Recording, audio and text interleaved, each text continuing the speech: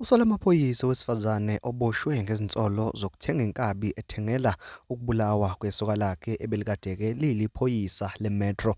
Angiqale ngobingelele ngwamukele le channel eMaswidi Mina Production obingelelayo umxolisi Fana Kadlomo. Uma ngabe uyaqala ukufika cela ukuthi ngize isiqiniseko ukuthi ugcoba subscribe maqedwe le video ushaye like bese-ke uyakhomenta kulolu daba namhlanje. Kanza kwethu ngizokhumbula udaba engake nganibikela ngalo ngalapha abasesithombeni okungunkosikazi lo asesinxeleni uSibongile Dlamini oneminyaka ewu-43 waseTsakane owaboshwa emasontweni amabili adlule eboshwa ngezinsolo zokuhlela ukubulawa kwesoka lakhe leli elisesandleni sakho sesikudla. Sibongile-ke Dlamini usetsheleke inkantolo ukuthi-ke labo babekade-ke besebenza nesoka lakhe okanye nje amaphoyisa lawa ekade-ke embopha amhlukumeza ngendlela ebuhlungu kabi ngenkathi-ke embopha. Uthi-ke amthatha amfasela esitulweni aseke emshaya ngezimpama athatha-ke nalo plastic kuyaye kufake kuwona ubufakazi bamvala ngawo ubuso bemncisha umoya bemsuffocate emva kwalapho bamphoqa ukuthi-ke akhumbule zonke impahla ezigqokile ngisho-ke nalokhu kwangaphansi base-ke bemgqokisa iphampasi base-ke bemxhaphaza ngale ndlela le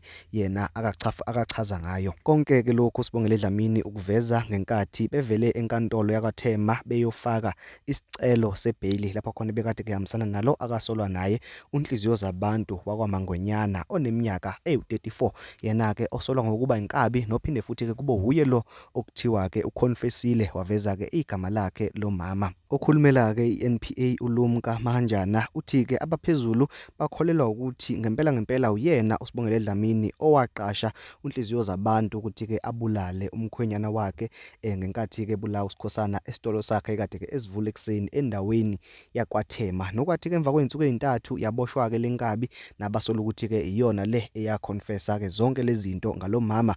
Nokwathi-ke emva kwalapho kwase-ke kuboshwa yena-ke uMaDlamini mhla ka-14 February ngelanga le-Valentine. Konke-ke lokhu kwenzeka nje inkantolo igcwele ithe phama kugcwele amalungu e-ANC namalungu e-EFF nalabo abahambisana-ke ne-anti-gender based violence activism ngoLwesine. Kanti-ke futhi umsolwa noma-ke ummeli kaNhliziyo Zabantu lo solwa ngokuthi-ke uyinkabi wabeke seveza ukuthi-ke yena inhlayini lakhe lishiya phansi application yebhayili. Uthi-ke inhlayini lakhe lashawa kabuhlungu eliphoqwa ukuba-ke lenze i-confession. Kanti-ke ummeli kankosikazi yena noma kummeli kaSibongile Dlamini ukugcizelelile ukuthi-ke uSibongile Dlamini uyayidinga ibhayili ngoba-ke ashiya-ke nomsebenzi wakhe wokuba uthishela ngoba nakhe efuna ukunakekela indodana yakhe eneminyaka ewu-15 eyaba-ke disabled noma-ke eyakhubazeka emva kokuba-ke ibe sengozini yemoto. Echazela inkantolo-ke uthe imali angayikhona for ibhayili kungaba-ke i-1,000 lamarandi kuphela ngenxa yokuthi i-source of income yakhe bekade-ke kuyisitolo lesi-ke yena abekade-ke enaso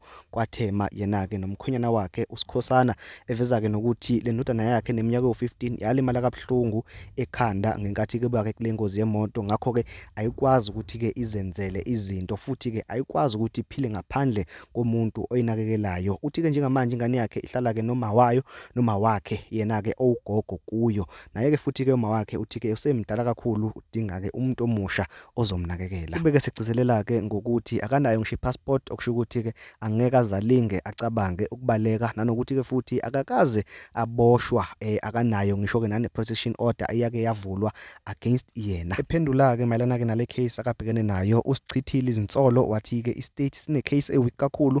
Le case nje yenziwe ukuthi-ke ibhekane naye ekubeni yena ebeke engazilutho. Ngamanye amazwi ubhicwa ngobubende inyama engayidlanga. Usho-ke nokusho ukuthi-ke i-state isibambeleleke kwi-confession engelona iqiniso lena-ke elethwe ilenkabi ogama layo uNhliziyo Zabantu. Kanti-ke u-state prosecutor u-advocate Klasin ubeke seveza ukuthi icala lizoke lithi ukuhlehliselwa umhla ka-4 kuMarch 2025 kuze kube-ke amaphoyisa ayakwazi ukuthi aphenye kabanzi mayelana-ke nalengane ekuthiwa ikwazi ukuzinakekela ekhubazekile. Baphinde futhi bakwazi ukuthi-ke badownloade ubufakazi emafonini alabasola ababili okungunkosikazi uMaDlamini kanye-ke nenkabi. Nganza kwethu ngicela ukuthi ngiligoqe lapha lolu daba makukhona okunye okuvelayo ngizokwenza isiqiniseko sokuthi ngilethela khona.